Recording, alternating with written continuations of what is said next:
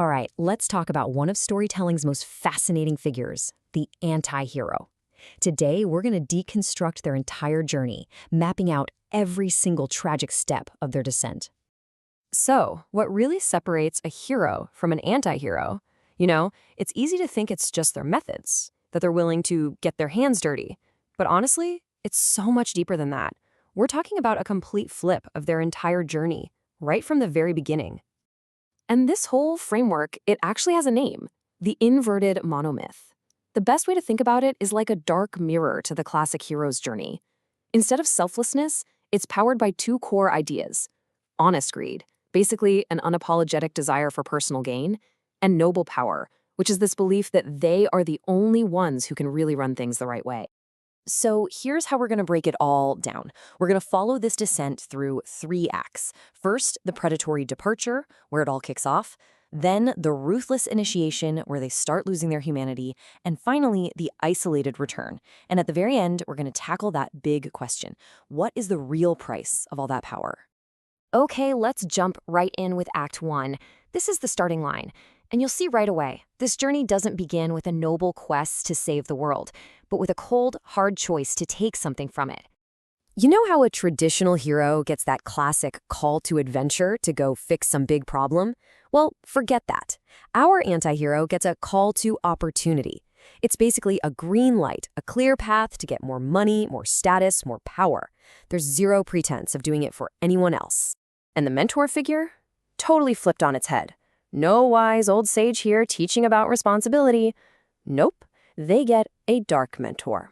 This is the person who teaches them the real rules of the game, how to exploit the system, navigate the criminal world, and use some pretty sketchy means to get what they want. And this right here, this is the moment it all changes. A hero crosses a threshold into the great unknown.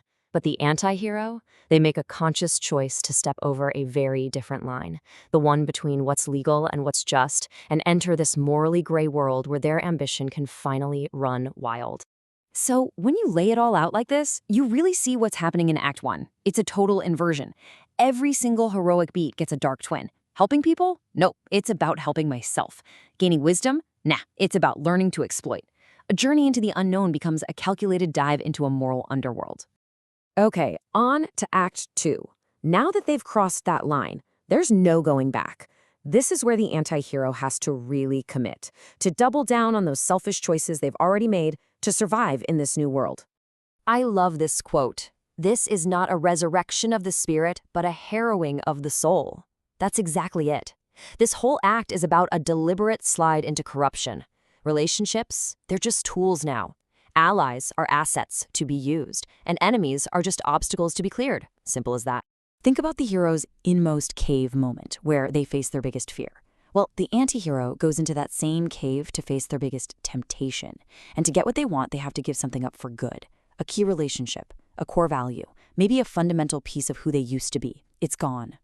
And here's the wild part. They don't win by overcoming their flaws. They win by fully embracing them.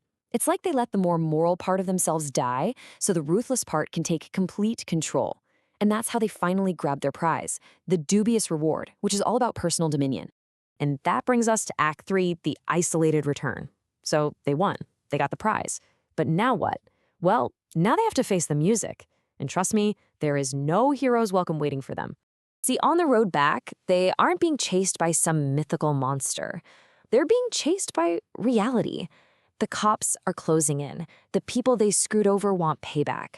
The consequences of their choices are finally catching up.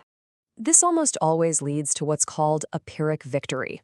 Sure, they won, technically. They have the power they craved. But the cost was so devastatingly high, it feels more like a defeat.